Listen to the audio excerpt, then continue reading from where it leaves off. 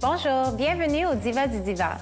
Avocate, animatrice et auteure de plusieurs livres, notre invitée aujourd'hui se laisse guider par sa plus grande passion, celle de raconter des histoires. Elle nous captive avec ses récits, mais aussi avec son parcours hors du commun.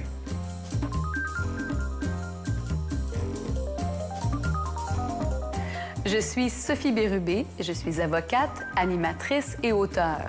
Ma passion, c'est raconter des histoires.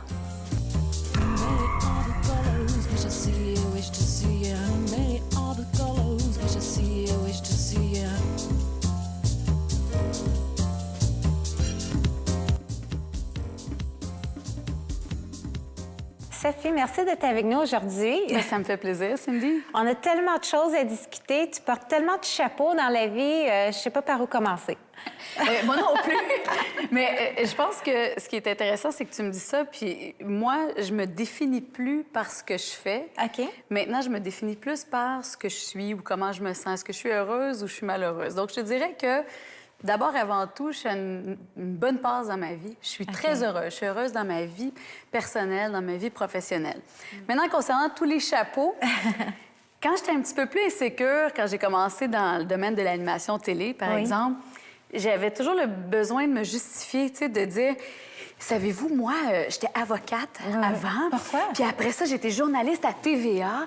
Puis maintenant, je suis animatrice. Et là, je me suis mis à écrire des romans. J'étais comme plus... C'était trop long, finalement, à m'introduire. Alors maintenant, quand je me présente, c'est plus... ces temps-ci, j'écris un livre. Oui. Fait en ce moment, j'écris. J'écris mon 4e roman. Et j'adore ça. C'est un aspect de ma vie. Je suis une passionnée de communication, donc je raconte des histoires. C'est ce que je fais. En avril, je vais tourner la 3e saison de Vue de l'intérieur sur la chaîne Unie.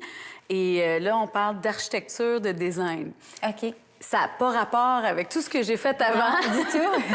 Ça n'a pas rapport avec l'écriture. Qu'est-ce que je fais dans un show d'architecture et de design? Bien, c'est le hasard. On m'a approché pour animer cette émission-là. OK. Au même moment où j'étais en train de complètement détruire le haut de mon triplex.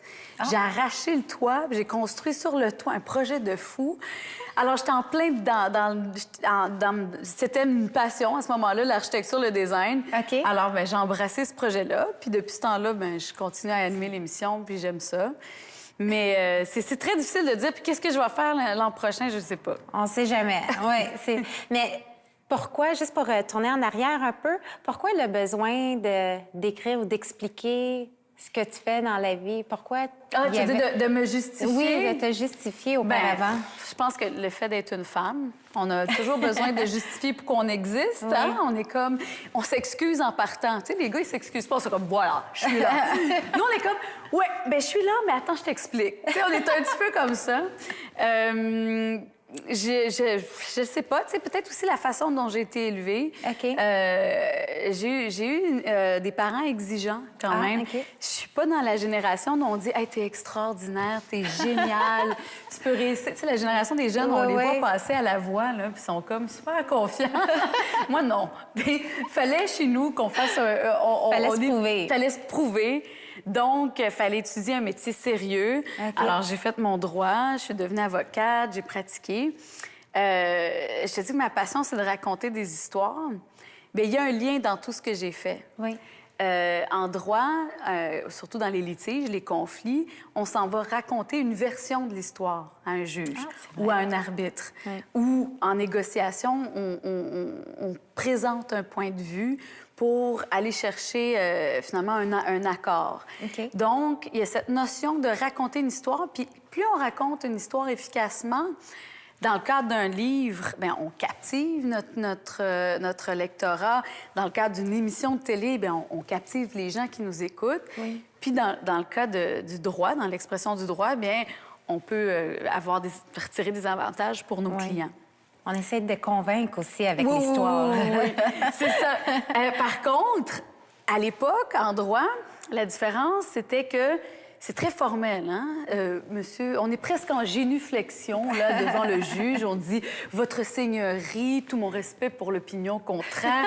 C'est très, très encadré, alors que je suis beaucoup plus Je dirais que je suis plus naturelle. Je me sentais pas très bien dans ce cadre-là. Même dans le bureau d'avocat, moi, je gagnais une cause, puis je courais dans les corridors, puis j'embrassais les secrétaires. Puis là, je me faisais dire, regarde, Sophie... Calme-toi. Non, c'est pas l'endroit ici. On aimerait que ça va très bien, tu es très bonne avocate, mais on aimerait que tu arrêtes de courir dans les corridors. Donc, ma vraie passion, je suis allée en voyage en Thaïlande, puis je me suis rendu compte que en groupe, on était un voyage de groupe, puis les gens disaient « Hey, toi, tu nous entertains, tu nous divertis, puis tu nous rends heureux. » Puis j'étais comme... Ben oui, je trouve que tu fais vraiment animatrice. Plus!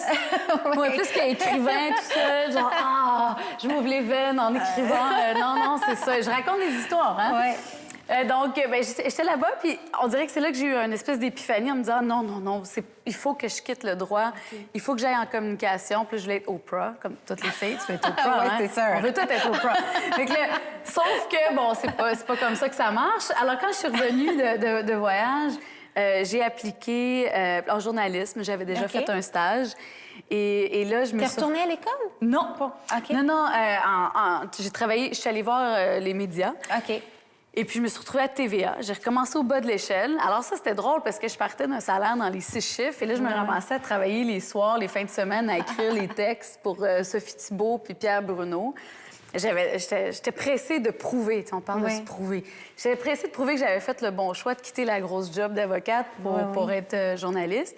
Et j'étais au Club École, en fait, un peu, des journalistes de Montréal. Je me suis retrouvée à Québec. Ça allait super bien à Québec pour ma carrière. Et là, mon père est décédé. OK. Et on dirait que j'ai eu une prise de conscience de dire non, c'est pas nécessairement le journaliste que j'ai envie de faire, c'est vraiment l'animation. Donc, je suis revenue à Montréal et c'est là que j'ai commencé à travailler pour Vox et faire des grandes entrevues à la télévision. Là. Ah, OK. C'est là que tu voulais... tu étais prête pour être Oprah, là. Absolument. Non, mais c'est vrai, tu ne sais pas que j'ai le casting. J'ai le casting plus que toi, tellement. Non? Oui, hein? T'es ma compétition, c'est sûr. Oui, absolument. Donc, ben oui, donc j'ai commencé à faire ça et pendant 6 ans, j'ai fait ça. J'ai rencontré tous les types de personnalités. Et tu sais, au début de l'entrevue, je te parlais de être très formel devant le juge. Puis après ça, la télé, pour les reportages à la télévision, c'est aussi formel. Hein? On a 2 minutes pile, on sait les questions de Pierre Bruno, Sophie Thibault va nous poser. Donc, en effet, Pierre, je suis au Palais de justice de Québec. Et là, je peux être plus relax, un peu comme ici. Okay. C'est plus vers mon authenticité. Je dirais que toute ma progression de carrière, ça a été d'arriver à être en adéquation de qui je suis dans la vie et qui je suis dans ma profession. D'accord. Et il y a pratiquement plus de différence. Il y a plus de filtre, en fait. Ça, c'est dangereux, par exemple. Mais bon. Mais qu'on te regarde à la télé, c'est toi. Oui, c'est la même chose. C'est la même chose à prendre ou à laisser. Et c'est drôle parce que ça a pris toutes ces années d'expérience pour finalement être moi-même, alors qu'il y a des gens qui ont 20 ans, qui commencent en télé aujourd'hui, puis j'y trouve meilleurs que moi. Parce qu'eux, c'est comme s'ils n'avaient pas eu besoin de passer par tout ce processus-là pour être eux-mêmes à la télévision. Mais moi, on dirait qu'il fallait que j'aille tout ce cheminement-là.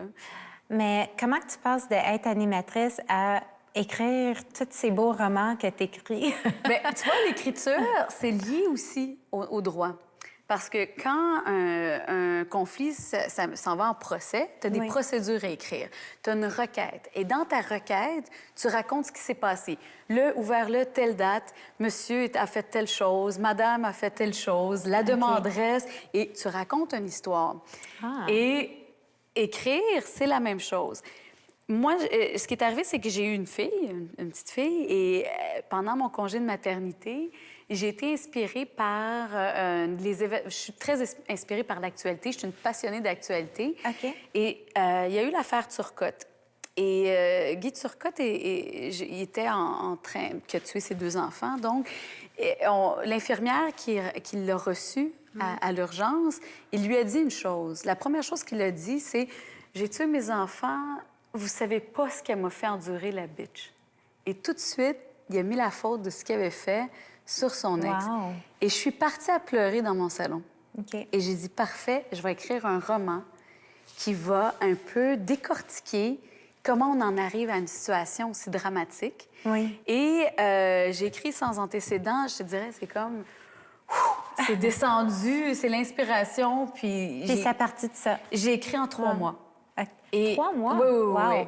J'ai écrit les 20 premières pages, puis mon éditrice a dit vite, vite, sors-moi ça tout de suite. Et là, et tu vois, bon, là, maintenant, il est traduit, ça a été un best-seller. Puis c'est comme, ce livre-là ne veut pas mourir. Et pourtant, les livres en librairie, ça dure 3 mois. Oui. Mais là, ça fait quand même 5 ans qu'il est sorti et ça continue. Moi, j'en entends parler cette semaine. Je pensais que c'était un des plus récents que tu as écrit. Oui, c'était dans la presse. Je suis comme, bon, 5 ans plus tard, et on parle dans la presse. Mais là, mais c'est bien. Mais maintenant, on peut l'avoir, je pense, sous format numérique ou le commander par Internet. Mais j'ai écrit 2 autres romans après, puis je suis en train d'écrire un 4e. Mais ça, c'était le premier, puis ça a été très fort. J'ai une affection particulière pour celui-là. Okay. Puis bon, l'histoire, c'est un homme qui raconte sa rupture, puis il t'embarque à fond, puis la tension monte, puis tu dis, mon Dieu, qu'est-ce qui va arriver? Et la deuxième partie, c'est la même histoire, mais c'est raconté par la femme. Okay. Et là, tu prends part. Tu sais, d'habitude, quand on voit des histoires de loin, on s'implique pas. On juge les gens, comme c'est facile de juger Turcotte ou de juger son ex. Ou... Ouais, mais quand tu rentres dans leur intimité, c'est différent. Ouais. Et pour la petite histoire, Isabelle, Gaston, on s'est connus à cause du livre. OK. Et c'est devenu une excellente amie par la suite. Donc, tu sais, c'est vraiment des hasards de la vie. Tu sais, c'est un peu comme des fois, tu dis, des fois, je suis un peu Forrest Gump. Je me ramasse à des endroits, puis tu fais comme, bon, ben c'est ça que je fais. Je vais être auteur. Mais c'est tout inspiré de ta vie de tous les jours, de ce que tu regardes dans les nouvelles, l'actualité, comme tu disais. Oui, de ce que j'ai vécu, que ce soit dans mes relations amoureuses, que ce soit comme avocate, les dossiers. Tu sais, mon 2e roman, c'est une avocate qui est disparue. Et c'est une avocate de la défense. Okay. Et elle a la réputation de coucher avec ses clients. J'ai pas couché avec mes clients. J'allais dire, c'est-tu inspiré d'une vraie histoire? C'est inspiré du fait qu'à un moment donné, il y avait une rumeur concernant une avocate qui aurait couché avec des membres des motards. Okay. Avec des motards. Puis là, j'ai pris ça. Et une autre de mes amies a marié un gars en prison. Okay. Qui est avocate. Puis là, j'ai fait « wow! » Puis à partir de ça, puis de la corruption, mais j'ai écrit La sorcière du palais. Le 3e, c'est une commande de libre expression. Ça s'appelle Première fois et c'est un petit livre coquin. Et là, c'est drôle parce que j'ai eu cette commande-là au même moment où je venais de rencontrer mon mari. Alors, c'était parfait. Comme on dit, joindre l'utile. J'ai fait la recherche de mon livre coquin avec mon mari. C'était génial. Ah, c'est parfait. Là, c'est du bon timing. Je me livre beaucoup, hein. C'est ça, j'ai pas de filtre. C'est ce qu'on veut. C'est ce qu'on veut. Mais... On n'est pas en cours, pas de problème. Puis je te dirais que les 2 dernières années, il y a eu cette émission-là sur l'architecture puis le design. Et en même temps, j'ai construit ma maison avec mon conjoint. Qui a 2 enfants. Okay. Moi, j'ai une petite fille de 6 ans. Donc, on a fait une fusion. Puis, je me suis beaucoup plus investie dans ma vie personnelle que dans ma vie professionnelle. Ah, OK. Puis, je dirais que c'est quelque chose que je regrette pas. Autant j'ai eu des doutes un peu, puis je me disais, ben mon Dieu, je pourrais pousser plus, là. Oprah, là, c'est demain matin que j'aimerais être Oprah, là. C'est pas arrivé encore, quoi. Mais autant je suis allée construire des bases solides sur lesquelles m'appuyer. Personnel. Puis que peu importe que ce soit plus de romans, plus d'émissions de télé, j'aimerais beaucoup refaire de la radio. Ah oui? J'ai fait de la radio aussi. Okay. C'est vrai que j'ai oublié. Mais t'en fais tellement. C'est pour ça. Mais oui, mais ça rappelle plus. Mais c'est une à la fois. Moi, je vais au YMCA ces temps-ci. Je vais au yoga. C'est ça que je fais. T'as commencé à travailler, quoi, à 9 ans? À 13 ans. J'ai gardé des enfants, puis au point à Radio-Canada, très jeune. Mais ouais, c'est ça. J'ai fait de la radio. C'est vrai. Ah, tu vois, moi, j'ai essayé de la radio un peu, puis j'ai complètement freeze. Hein? Je trouvais ça complètement différent de la télévision. Bien, moi, pas se maquiller, pas se coiffer, t'es bien en mou, c'est extraordinaire. Puis j'ai encore moins de filtres à la radio. Ça, c'était en plus la Radio X, qui est une radio de gars de droite. Moi, je suis plus de gauche. Et j'ai tellement eu de plaisir. Parce que moi, je parlais avec mes gars, là. Puis, tu sais, je suis une féministe. Puis là, je disais aux gars... Tu sais, je parlais à mes gars, puis les gars m'aimaient. Je le sentais, là. Les gars, c'est la route, on s'écrivait. J'ai adoré cette expérience-là, tu sais, d'interviewer dans la même demi-heure un psychologue des animaux puis le président du Conseil du Trésor. C'est exactement le genre de show. Puis, tu sais, on n'arrête pas de parler d'Oprah Winfrey. Puis, tu sais, Oprah Winfrey, là, ça serait bien plus toi que moi. Moi, ce que j'ai envie de faire, puis je lui ai dit d'ailleurs, c'est je voudrais être Denis Lévesque. Ah. Puis là, tous mes amis snobs sont comme Denis Lévesque! Franchement! Mais pourquoi? Premièrement, je l'admire beaucoup, ce gars-là, parce qu'il est beaucoup plus érudit que la plupart de mes amis snobs. Et c'est un homme qui est très, très cultivé, qui lit énormément et qui réussit l'impossible chaque soir avec très, très peu de... Il n'y a pas de staff, là. C'est pas... Il n'y a pas une cour de gens qui travaillent pour lui, là. Il y a une personne avec lui sur son contenu. Elle doit travailler beaucoup. Il travaille... Oui, c'est oui. Et c'est quelqu'un qui est accessible et qui aborde des sujets, oui, qui sont intéressants, puis des fois qui sont un peu bizarres, mais qui va trouver une twist intéressante. Puis moi, c'est l'aspect accessible, pas snob, de ce qui fait puis qui est fait intelligemment quand même quand on regarde son émission. Et c'est quelque chose que j'aimerais faire. Tu me dirais, là, qu'est-ce que tu as envie de faire? C'est d'être collé sur l'actualité, mais en même temps de parler de tous les sujets possibles. Puis il n'y a pas de petits sujets, puis il n'y a pas de sujets cons. C'est toujours la façon dont on les aborde. Oui, puis je l'admire beaucoup pour ça. Puis que ce soit en radio ou en télé, ça, c'est quelque chose qui me manquerait si je ne faisais qu'écrire. Ah, OK, je comprends. Parce que écrire, c'est une discipline. S'il y a des gens qui nous écoutent qui veulent écrire, c'est donnez-vous un minimum de tant de mots par jour. C'est bon, c'est pas bon, je m'en fous. 3 mois, c'est impressionnant quand même. 3 mois, c'est 1000 mots par jour. Pas de fin de semaine, là. C'est 7 jours sur 7. Je sais pas comment j'ai fait parce que... T'avais-tu un enfant quand tu Oui, j'avais un bébé au sein. Puis j'écrivais avec le bébé à côté. Écoute, je sais pas comment j'ai fait, puis j'étais célibataire. Mais je te dis, c'est l'inspiration. En ce moment, j'ai une vie beaucoup plus facile qu'à l'époque et je fais à peu près 500 mots par jour. J'ai très, très peur de manquer mon deadline. J'ai un échéancier. Je sais pas, c'est peut-être les réseaux sociaux, les maudits réseaux sociaux, c'est quelque chose, ça. On est toujours là-dessus. Like. Faut se déconnecter. On n'a pas le choix parce que sinon... Mais je le sais. Écoute, je suis en train d'écrire, je suis déconnectée. Puis il faut que j'aille chercher un mot sur Internet. Je tombe sur Internet, Facebook. Puis là, je suis en train de regarder des photos de voyage de Nancy que je connais pas. Puis je les like, je les aime. Puis j'ai perdu ma journée. 2 heures plus tard, je ressurgis. Et je dis, il faut que j'aille chercher les enfants à l'école. Mais non, ça, c'est un fléau. C'est un fléau. Effet, oui. Moi, je pense que je suis TDAH ou je sais pas. Là, non, mais je pense que c'est vraiment, on l'a tous. Je connais personne qui n'a pas ce problème-là. Ah non, mon chum m'a dit, regarde, mon mari. Regarde la météo. Ça m'a pris du temps, moi aussi, à dire ça, mais je trouve que... Ça fait tellement adulte. C'est vrai, hein, grown up.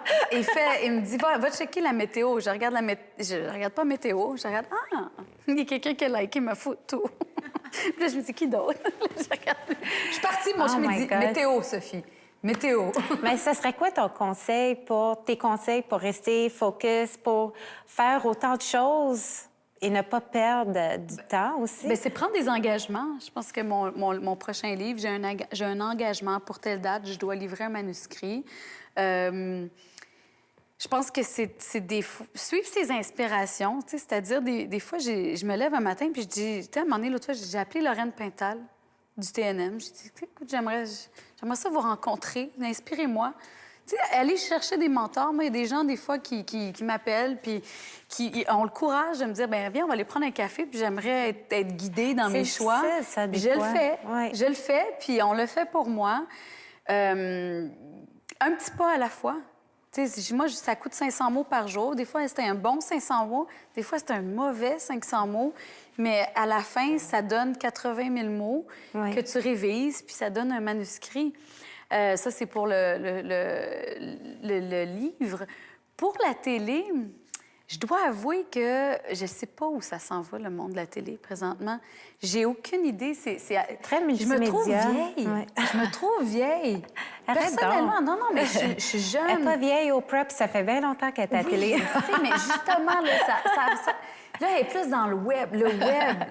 Il faudrait que j'aille un YouTube channel. C'est ça la mode. Il faut être YouTuber. Là, ça va très dans le web. Les émissions web fonctionnent très bien de nos jours. C'est ça, toi, tu fais ça. Bien, Couch Talk, la version anglaise de Diva du Divan. Les divas du divan. Ça a commencé sur le web, sur mon site, en anglais. Puis là, ça a grandi, ça est parti de là. Mais maintenant, oui, les gens, ils écoutent plus vraiment la télévision en direct.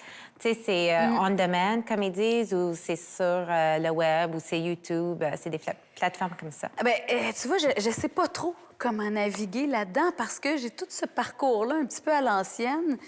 Puis en même temps, je suis excitée de voir qu'est-ce qui va arriver. Je le sais pas. Je m'ouvre à qu'est-ce qui arrive. Puis, mais j'ai hâte de voir où ça va mener, les médias. Mais je pense que c'est pour ça qu'il y a tellement de bonnes choses qui t'arrivent. C'est que tu es tellement ouverte à recevoir. Je pense que ça attire les bonnes choses. Bien, en tout cas, beaucoup plus dans ma vie personnelle. Je vous dis, c'est un équilibre qui se fait. Puis, ouais, c'est drôle, tu me dis ça, puis je suis comme, recevoir. Mais c'est vrai, c'est vrai. Non, mais je mène une bonne vie depuis 2 ans, là. C'est que du bon. J'aime ça que du bon qui arrive, mais pas nécessairement dans la forme à laquelle je m'attends. Puis au niveau professionnel, en ce moment, c'est un gros point d'interrogation. C'est quoi la prochaine étape? J'ai un projet pour Télé-Québec qui serait génial, mais est-ce que ça va se faire? Ça va pas se faire? Des fois, ça prend des années en télé, des fois, ça prend des mois. J'ai un projet de film avec Sans antécédents. Est-ce que ça va se faire? Ça va pas se faire. On a eu la traduction de Sans antécédents qui est No Priors maintenant. Oui. Et on attend des nouvelles de New York pour représenter le tout, si ça fonctionne ou pas. Oui. Mais il faut vivre avec la possibilité que tout ça, ça se peut que ça fonctionne pas. Oui. Donc, j'ai un triplex, puis je vais m'acheter un immeuble à logement. Oui, mais ça se peut que tout fonctionne aussi, oublie pas. Mais dans le sens que je pense qu'il faut quand même être capable, il faut être réaliste aussi. Oui. C'est-à-dire d'avoir un plan B puis un plan C. Il y a des gens qui vont s'asseoir sur le même divan qui vont dire « Moi, j'avais pas de plan B. » Oui. Tu sais? Mais moi, j'aime avoir un plan B puis un plan C. Fait qu'il n'y a pas juste l'art, mais il y a aussi... avoir une indépendance financière pour pouvoir faire les projets que j'aime. Ben, tu sais quoi, Sophie, j'espère que tout fonctionne. Plan A, B et C. Alors, je veux un bébé en plus, je veux un autre bébé en plus. Je veux trop d'enfants. Mais bon. Ben, je te le souhaite tout. Bien, c'est un plaisir. Écoute, j'ai beaucoup parlé. Oui, bien, pauvre toi, merci. T'as presque pas parlé. Non, pas du tout. Je t'ai écouté. Je prends tous tes petits secrets pour devenir Oprah avant toi. Ah oui, mais je te le souhaite vraiment, là. Puis en plus, on parle de diversité, là. C'est bon, profite-en, là. Mais merci, Sophie. Merci beaucoup d'être venue. Vraiment. Super. C'est toujours super de te parler. Je pense qu'on pourrait y aller pendant beaucoup plus longtemps, pour des heures, en fait. Mais oui, là, faut que on ira prendre un verre. Il faut que tu prennes mon site, là. sophiebérubé.com. Oui, c'est sûr. Il y a toute ton information, tous tes chapeaux que tu portes sont là. OK. Parfait. Merci beaucoup. Merci beaucoup. C'est un plaisir. Merci d'être des nôtres. Puis merci à vous. Restez pour le prochain épisode des Divas du Divan.